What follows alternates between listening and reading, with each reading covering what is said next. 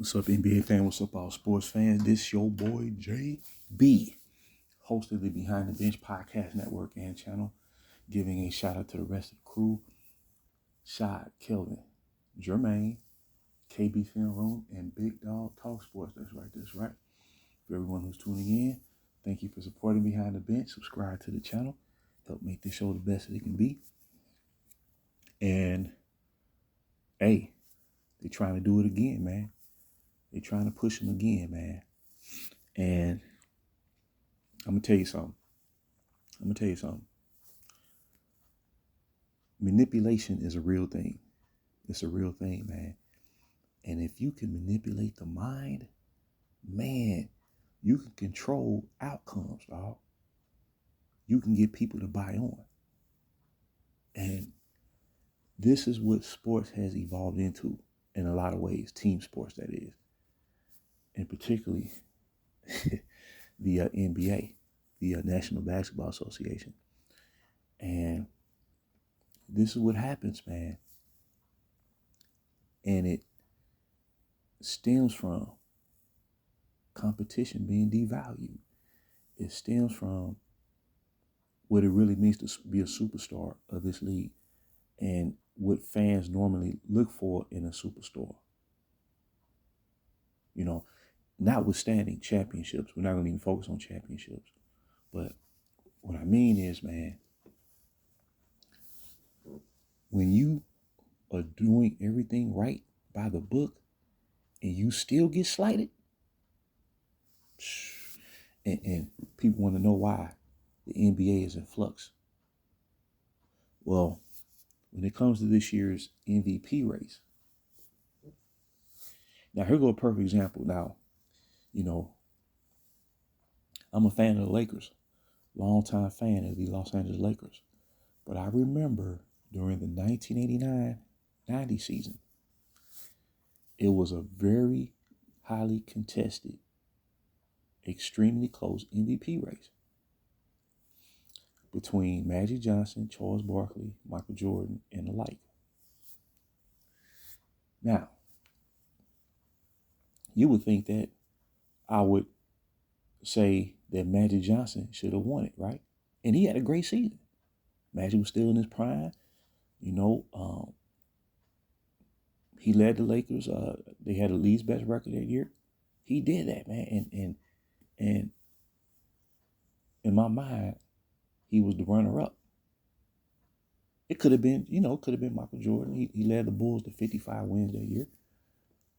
But to me, Charles Barkley should have won league MVP that year for what he did for his team in Philadelphia, leading them to the Atlantic Division crown, leading them to, I think, like 53, 54. I think it was 53 wins he led them to. And his play, man, he was playing out of his mind this season. You know, his rebounding, man, he would not be denied. I felt, based on his impact, he should have won league MVP. So I try to be as fair-minded as possible. And, everybody has their biases, man. I get that. That's no big deal, man. But in this climate, and I keep alluding to it, man, this whole era, man, of superstar. I want everybody to think about this. Think about this. How would the NBA be if prime superstars had never teamed up? Our outlook of the NBA and what we look for in a superstar, not stats, but winning. I'm talking about true winning. Well, we would have got a fair shake. We would have got to see who's who. There'd have been less controversy about who's winning what or who deserves this acclaim and that acclaim. You see? And I'm not even suggesting that every MVP distinction was given to the right person. You know what I'm saying? I'm not suggesting that. But more often than not, the consensus was whoever was given the MVP that year, fans were like, okay, he was the MVP. Deep down, we know he was the MVP. You see what I'm saying? Consensus-wise. So what I'm getting at is, man, when it comes to this year's MVP race. Now, mind you, uh, the last American-born NBA player to win the MVP, if I'm not mistaken, it was James Harden back in 2018. And I can sit here and say, Harden, you can see why he got that award. He deserved it. Houston Rockets won 65 wins. I think the most wins in franchise history. And James Harden was in his prime. He averaged like 35 points a game and whatnot. You know, like 9 assists, nine rebounds a game and whatnot. But it's been international players. Giannis in 2019, 2020. Jokic 2021, 2022. Joel Embiid in 2023. Last year, Jokic into 2024. But this year, the clear-cut MVP to me has been Shai Gilgeous-Alexander. You know, who born in Canada. And see, a superstar, man, that means something. That's why they call them superstars, not all stars. Superstars.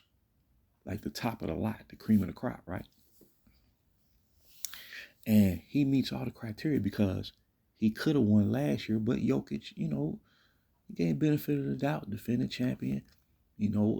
His game improved even from the championship season. He's in his prime. Cool. But this year, Shai deserves the award. And plus, he's leading the league in scoring. And what I like about Shai is he was traded to the Clippers in 2019, and he had to start from the bottom with OKC and as they working their way to the top. And they got the number 1 seed in the West, second best record in the league, only behind the Cleveland Cavaliers. And his team is about to clinch the number 1 seed for the second straight year, and he's a large reason why. And he is the sole superstar of that team. He drives the engine, and his teammates follow his lead. You see what I'm saying? That's what you call a superstar.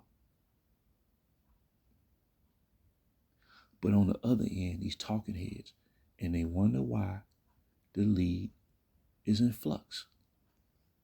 They're trying to push this guy to win an MVP award because they're looking at his age. I'm talking about the Hurricane, LBJ, LeBron James.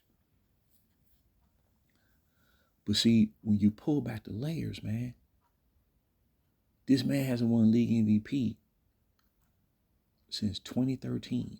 That's coming up on 12 seasons. And he did it. He got the award playing on a super team. So what I'm saying is, man, this thing is so murky. It's so deep that everything that was held to the highest standard of you being considered for a particular distinction on a year-to-year basis, it all gets devalued. Now, all of a sudden, people are talking heads are pushing for LBJ to get MVP. Well, they weren't saying that during the first part of the season, and they've only started mentioning that since the Lakers, out of the sky blue, got Luka Doncic in a trade where nobody ever thought that Luka Doncic, number 1, would be traded to begin with and then be traded to Los Angeles Lakers. Nobody saw that coming.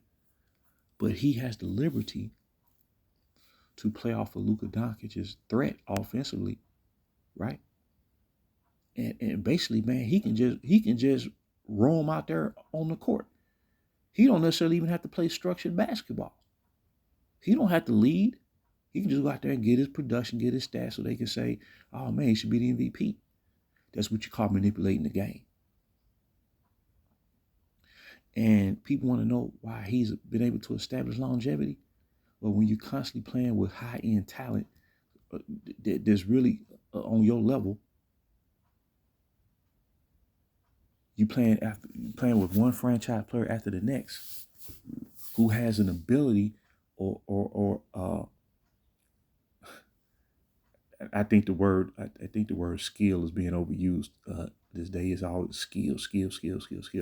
but has mastered a certain facet of the game that's greater than even what he's able to do. And they're going to try to prepare him to win league MVP over someone who's doing it by the book. And that's why the NBA is in flux right there. When you're able to play with top end talent on a year to year basis for over a decade, you can establish longevity. You minimize the level of attrition that superstars of the past had to overcome to win. Now, again, this is not an issue of you being expected to do it all by yourself. That's not the issue. But what I'm saying is, this man has been literally given the reigning scoring champion from last year and what many people would consider the top 3 player in the NBA, arguably the best offensive player in the league since he's been in the NBA. And they overlooked that. And that's been the problem that many fans have had with this situation, with this guy over the past 15 years. And I keep saying to his fans out there, if LeBron James would have competed like a superstar and upheld the standard, and when we say standard, we're not necessarily talking about the number of championships that you win. We're talking about as a superstar willing to compete without taking shortcuts. Because for all practical purposes, if he had that mentality, then Luka Doncic is not traded to the Lakers. He would have a mindset of, I'm going to lead who was already here when they signed me. And we could make a tweak here and there to try to improve the team incrementally without mortgaging everything off. And I'm telling you, people, if they shaft Shai or Jokic, now I would say, it's more about Shai than Jokic. Jokic didn't prove who he is. He got 3 league MVPs. But if they shaft Shai and give that MVP to the Hurricane, I'm telling you, man, a lot of basketball fans who truly cherish and try to uphold the standard, man, they gonna be teed off, man.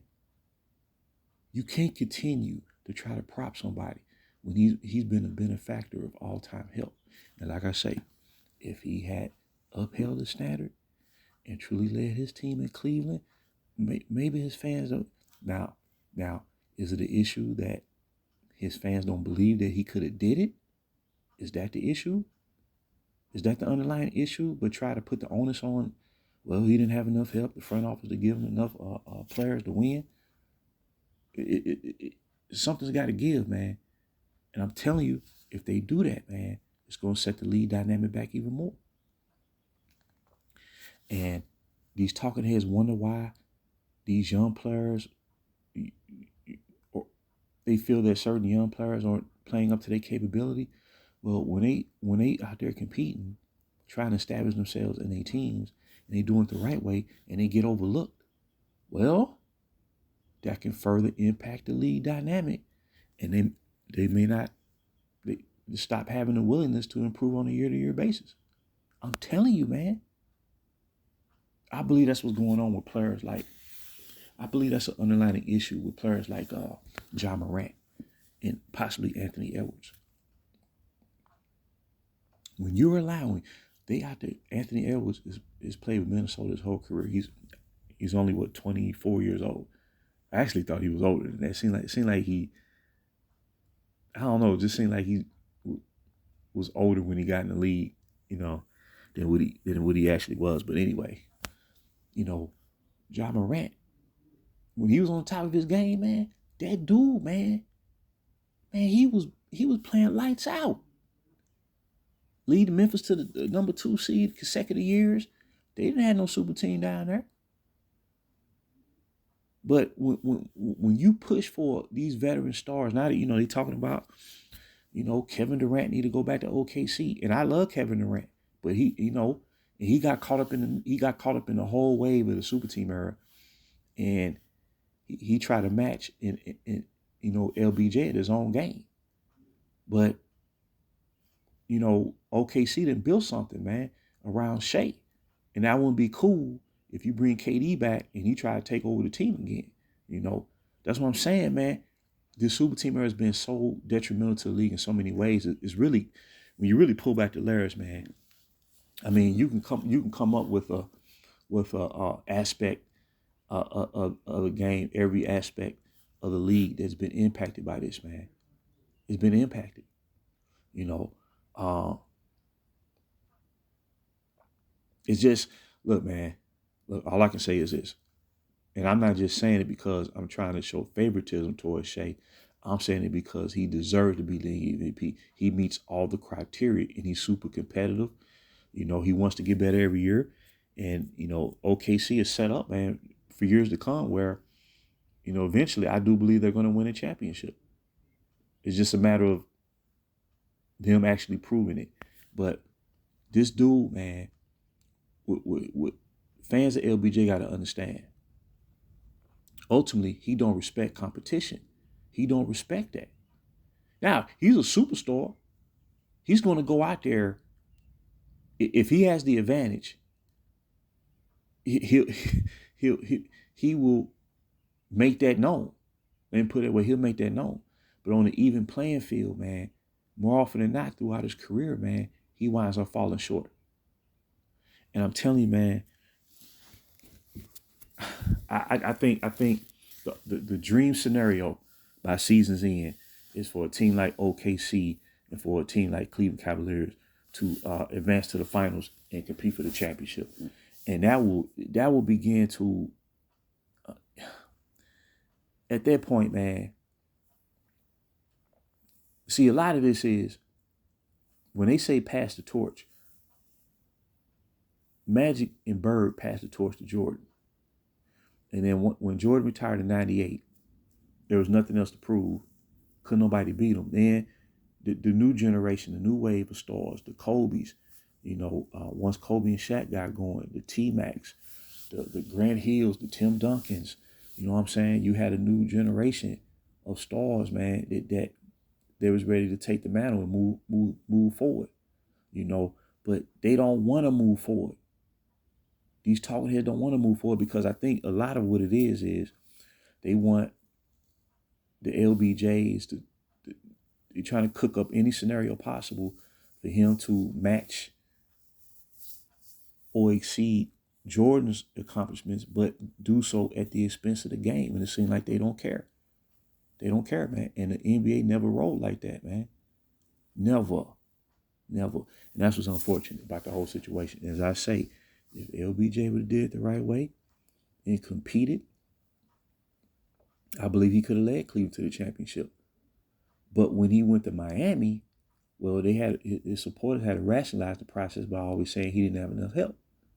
Well, what about when he left Miami and went back to Cleveland? Was it a case of he didn't have enough help? Or did he saw he had another opportunity to create his second super team? So it's like a dog trying to taste its own tail, or what come first, the chicken or the egg? You see what I'm saying? But Shai deserves the MVP. He deserves the MVP, man, and he just go out there and ball. And it's like you know, today's sports climate, they want drama, they want controversy, they feed off of it, but it is eroding the league dynamic when it comes to the NBA. And it's like they don't care. And that's why I say, man, they anybody who is feeding into this whole mindset in current landscape, man, they need to step back in the worst way. They need to get out the freaking way, man. Because if not, man, the NBA can become a third-rate league. Let's move forward, man. Let's move forward. That way, you ain't got to talk about the past standard. You reestablish the standard, and I guarantee you, older fans they move forward with the league in conjunction, you know, with people with the youth generation who wants to experience what we did coming up. They are holding the league back, man.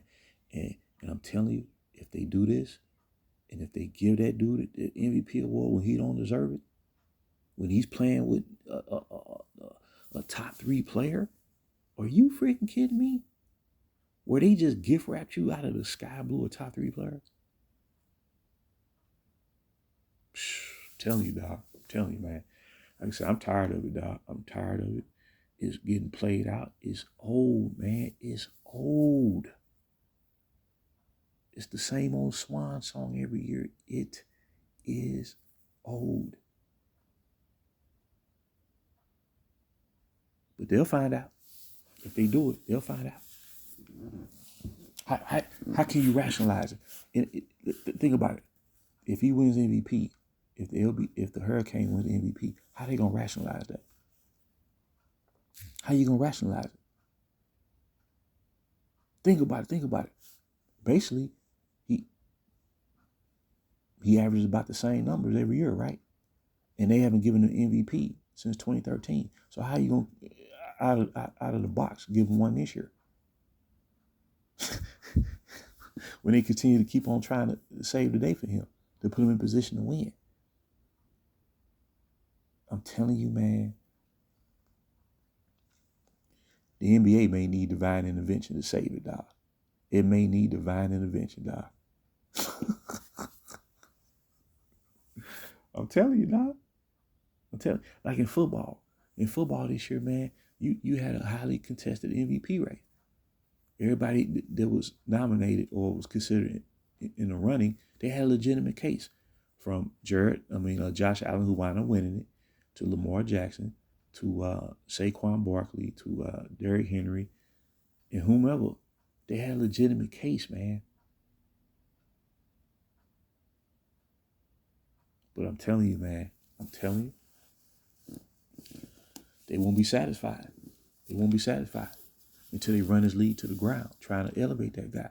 They won't be satisfied until they run the NBA down to the ground to elevate this guy.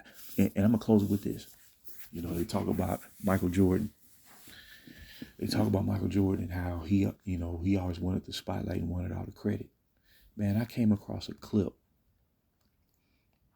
This is when Jordan, first year attempting baseball. And right before the start of the playoffs, the NBA playoffs of 1994, Jordan gave an interview after batting practice. And he said, Phil Jackson doing a tremendous job. They have a chance to win a championship.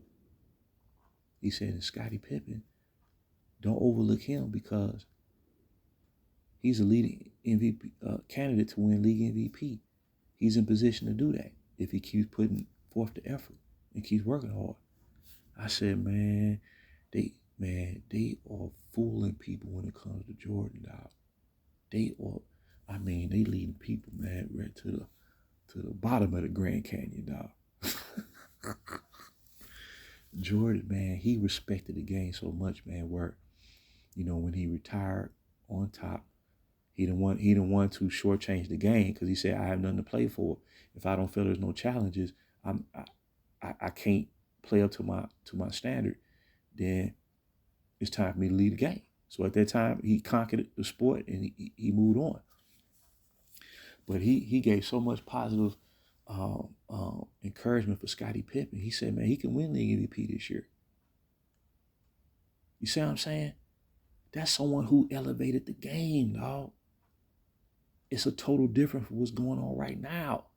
And that's what's creating this flux. So Shai deserves the MVP. And if they don't give it to him and give it to that guy that's playing with a top 3 talent in the NBA, the NBA gonna set itself back another 4 to 5 years. I'm telling you, man. Because now you say you don't have no criteria now for MVP. That's what you're saying when you do that. That's what we did. Like a couple years ago, when Jokic won his first MVP, they looked at it like he in the Western Conference. He's playing without his second and third best player, Jamal Murray and Michael Porter Jr., and he led them to the playoffs and led them to a first round victory. I think that was versus Portland, and he led that team to the conference semifinals. Yeah, and they lost to Phoenix. They lost to Phoenix, who went on to play in the finals versus Milwaukee. Well, in that case, you look at that, you say, man, he was the MVP. See, but if you gonna eliminate all that and give it to a guy that's playing, who just got a top 3 player, then now you divide the MVP to the point where there is no criteria no more. The criteria been thrown out, been kicked out the door. There is no criteria no more. They may as well stop giving out MVPs. And I'm telling you, man, everything is overlapping. And something's got to give. I can see it, man. I can feel it. I can tell by the conversation that was being said. The league is been stunted and it has stagnated. That's the problem, man. And I know I may seem, over the top. But look, man, I just love the NBA that much, man. And it's time. These past superstars of the past decade, they had their time, dog. They had enough time to prove who they are or try to win as many championships as they could, man. It's time for these for these young superstars who's doing it right to get their just due, man, and be allowed to elevate the game and reestablish the standard and compete as a superstar supposed to. So that's a golden nugget right there, man. Please leave comments and thoughts. And let me know, if you understand what's being said or if you feel that things should be looked at in a different fashion. But again, that's the golden nugget right there. This is JB once again for BTB Behind That Bench.